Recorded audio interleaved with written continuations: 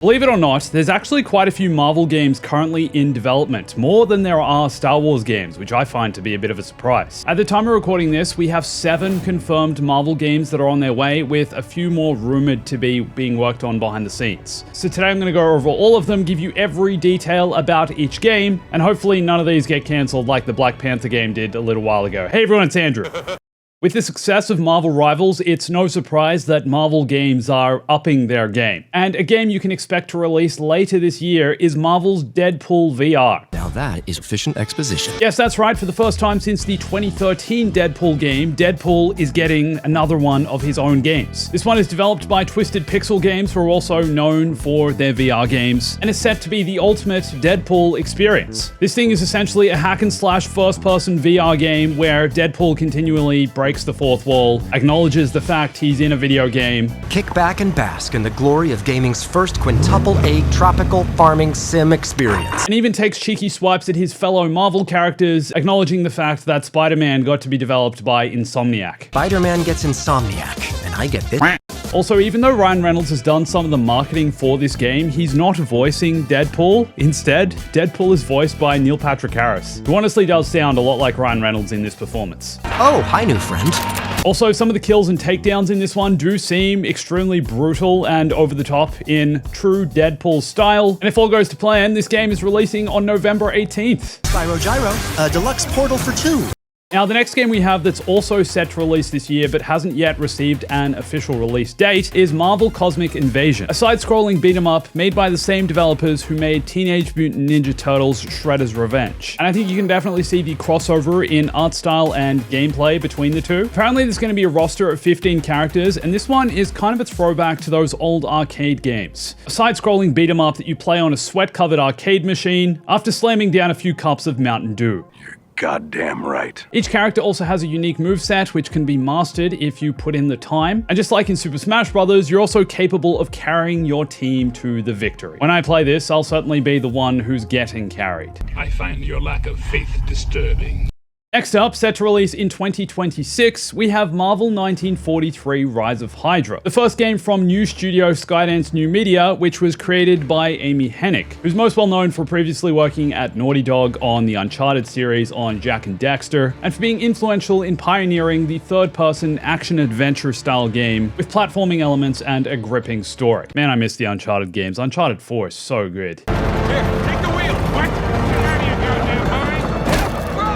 Now, this one's also a bit of a throwback because it's set in Paris during World War II. You play as both Captain America and Black Panther and attempt to take down the terrorist organization we all know as Hydra. There'll also be 2 other playable characters, but so far we only have 1 trailer for this game. And as impressive as it looks in Unreal Engine 5, I think everyone is waiting for gameplay before we make any judgments about how good this game's going to be. I think it's also important to note as well that after this game releases, the same studio are working on a Star Wars game. I think that's part of their deal with Disney. They're making this first, the Marvel game, and then also a Star Wars game, which is likely also going to be an action-adventure style game, and potentially inspired by the game that was cancelled that Amy Hennig was working on at EA many years ago now, at Visceral Games. That said though, I really hope this one gets a smooth release, and I'm personally really excited for the 1940s World War II Parisian setting, and also just throwing Captain America's shield in people's faces.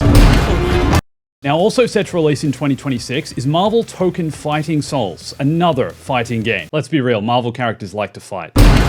This one's being developed by Japanese studio Arc System Works, who've had previous experience in the fighting genre, and is classified as a 2.5D tag team fighting game with a 4v4 fighting system where you can swap in and out characters mid-match. And again, we've got all the big same Marvel characters coming back, like Spider-Man, Iron Man, Captain America. We got Miss Marvel, Doctor Doom, Star-Lord's gonna be in the game. And every time I see one of these, I'm just like, why can't they do the same thing with Star Wars, bro? Just put all the big characters in. No one cares. No one cares if we're playing as Darth Vader for the 1000th time. Everyone wants to play as Darth Vader. Yo, dudes.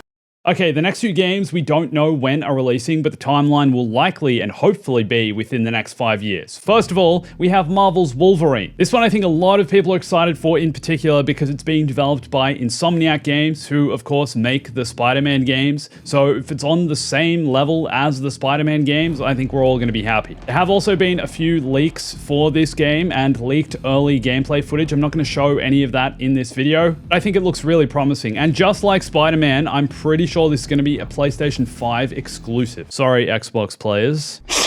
There's also no real indication as to what kind of game this is going to be, whether it's going to be open world or a little bit more linear than the other Spider-Man games. From what I know, people are also kind of worried about this one, considering it was announced all the way back in 2021, and we've essentially heard nothing since then. But let's just hope they're cooking behind the scenes and getting ready to show us something soon. Overall, I think this one will also be more brutal than other Marvel games, considering the Wolverine's weapon of choice being his claws, which he uses to stab people. Essentially, it's going to be a Marvel stabbing simulator.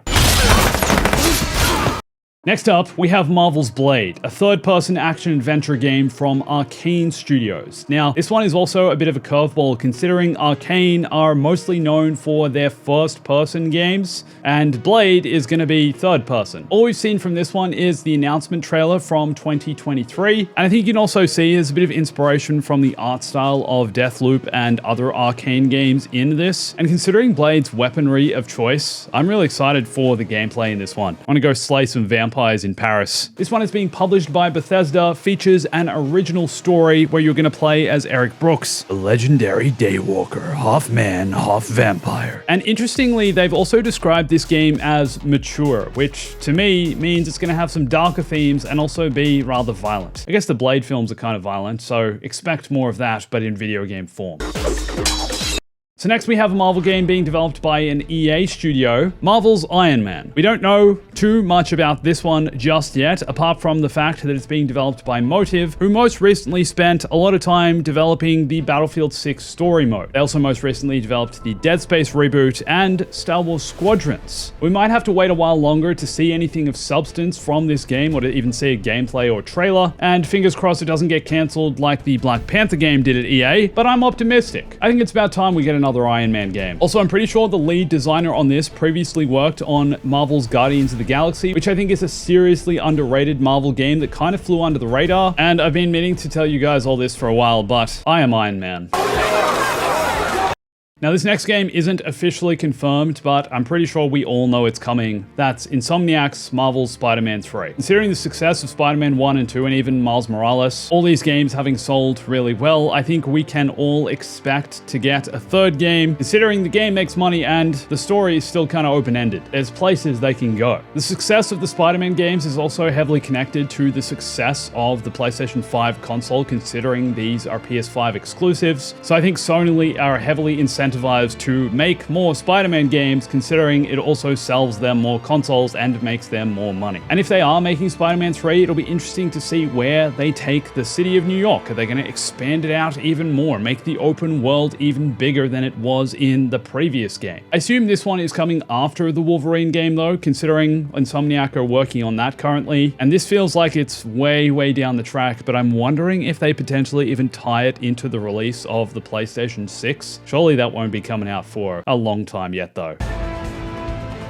Now, another game that was possibly revealed in a leak from a few years ago is an Insomniac X-Men game, set to be released in the year 2030 or even after that. This one I'd completely take with a grain of salt. Like I said, it came from an internal leak, and even though that is likely an official source, it doesn't mean this one will ever get developed or see the light of day. Plans change, especially plans 5 years down the track. And Insomniac right now are busy with Wolverine and potentially Spider-Man 3. Would you also want to see them make an X-Men game way down the track in 2030? Let me know in the comments. Also, let me know what Marvel games on this list you're most looking forward to, and if you think Marvel games are in a better place than Star Wars games. Also, watch this video here. Come follow me on Instagram, Twitter, Discord, TikTok, and always remember, Stay bombastic.